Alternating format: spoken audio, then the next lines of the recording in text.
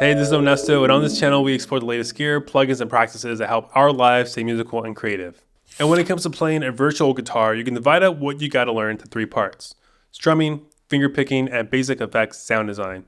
If you get all three of these right, your MIDI guitar parts will start to sound so real. Let's learn how to strum like a guitarist. This is going to be the bulk of the video because it's that important. And since we're trying to mimic a real guitar, we got to imagine how to translate the action of playing a guitar into the action of playing a keyboard or drawing in MIDI. For example, here's a regular old E minor chord, but how does it sound on my guitar plugin? That sounds so unnatural, and here's why. On a guitar, we have 6 strings, and in this chord, we have 8 notes, already making it impossible for this to be played with your average 6-string guitar. Guitar chords, you have 6 notes max. So let's deactivate these top 2 notes. One of them might come back later, who knows. Cool, there's still a long ways to go, so let's address the other sonic elephant in the room. All these MIDI notes are playing at once. When a guitar is strummed, the strings are staggered or strummed, so our MIDI needs to reflect that. When a guitar is strummed downward, the lowest note is played first with the highest note played last, so let's adjust the MIDI. And a little bonus tip is that the lowest note will have the strongest velocities than the rest, so let's give that lowest note a slightly higher velocity. Great, it's getting even better. Now it'd be pretty annoying to apply this to every chord. Fortunately, a lot of DAWs will have features that make strumming a lot easier. For example, in Bitwig Studio, there's a strum device that you can add to make anything strum. It's super handy, so I'll just activate it, quantize the chord, and play it again. So we made a lot of progress already, but there's one more important thing that we have to do. This one is a little doozy if you never played a guitar before, and it has to do with the voicing of a guitar versus voicing of a keyboard. Voicing how the notes of a chord are arranged. It's actually a really important concept to master whenever you're working with chords. For example, here's the voicing of an E minor on a keyboard: E, G, B, E, G, B. But when we translate this to a guitar, this E minor is voiced E, B, E, G, B, E. It's still an E, but now it sounds like it's being played on a guitar instead of a MIDI roll or keyboard. So how do we figure out guitar or voicing?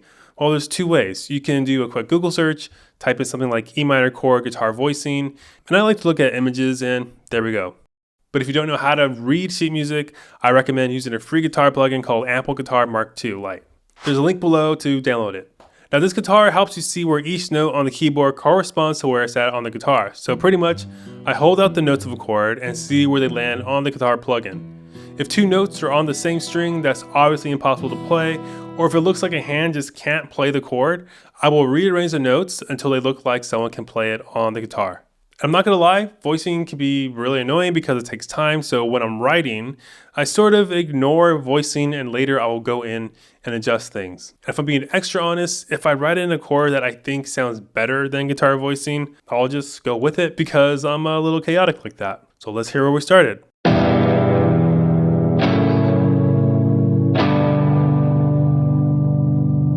And here's how it sounds after the voicing was addressed.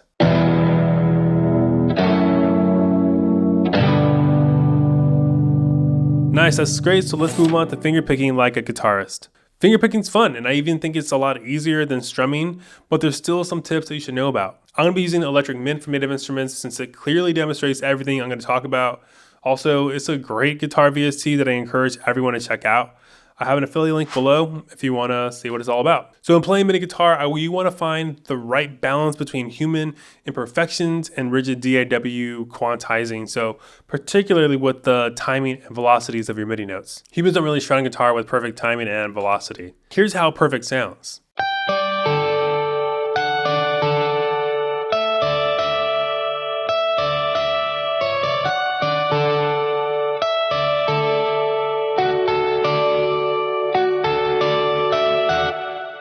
Yeah, perfect sounds kind of bad, so most DAWs, they have their own way of adding in variance and humanization to timing and velocity. With Bitwig Studio, I'll go ahead and add that imperfection to my timings and velocity, and let's compare before and after again. So before.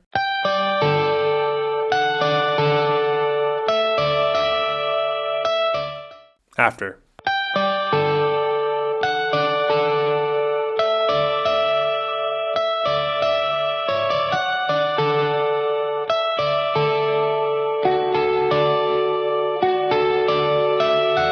The next tip is one of my favorites. If you want to add in some flair, an extra layer of realism, you can add in some vibrato or pitch bend to the chord. Electric Mint is perfect for doing this. I can use my keyboard's aftertouch to bend when I'm playing like this. And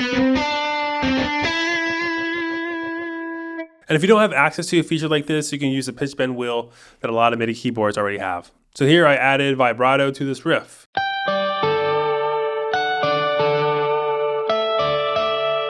Yeah, that really helps push it from the land of MIDI to reality. The last thing I want to show you is completely optional, but is a surefire way to add realism.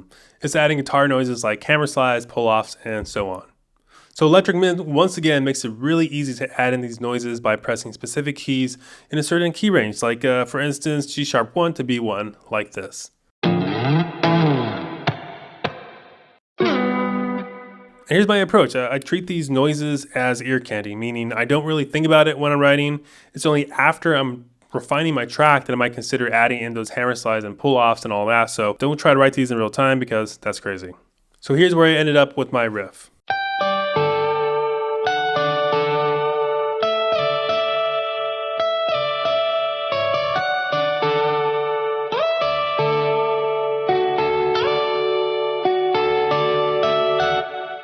Yeah, those little sounds reinforce this as being played by a guitarist rather than a dork sitting at his computer. Alright, finally let's move on to 2 quick sound design tips that apply to both strumming and fingerpicking. Effects are not really MIDI related, but it's so fundamental to make guitar plugins sound real that I had to share a little something about it. The first is that amps and plugins are essential. If you're running a dry guitar plugin without any kind of amps and plugins, stock or paid, the guitar is going to sound really bad. So for example, here's that cool riff for the last demo, but without any kind of amp effects chain.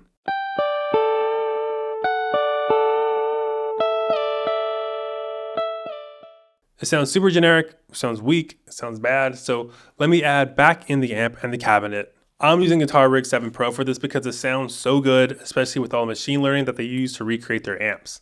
If you don't have it, you can try it for free with my affiliate link down below. So let's bring the amps back in and hear it.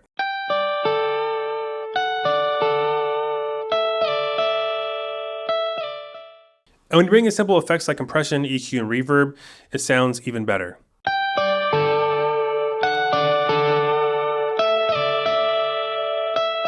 So the last tip is doubling your guitars. This is another optional decision, but it's so common that I think you should know about it. Double tracking means recording the same part twice and panning each take to opposite sides. And this creates a wide stereo spread based on the unique nuances and the timing and dynamics of each performance. And the cool thing with Electric Mint is that there's a doubling button right here.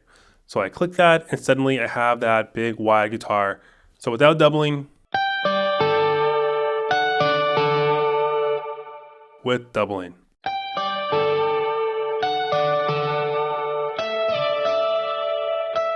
If you enjoyed learning how to make your MIDI guitar sound real but are thinking of what guitar plugin to get next, you'll love my video about my 4 favorite guitar VSTs.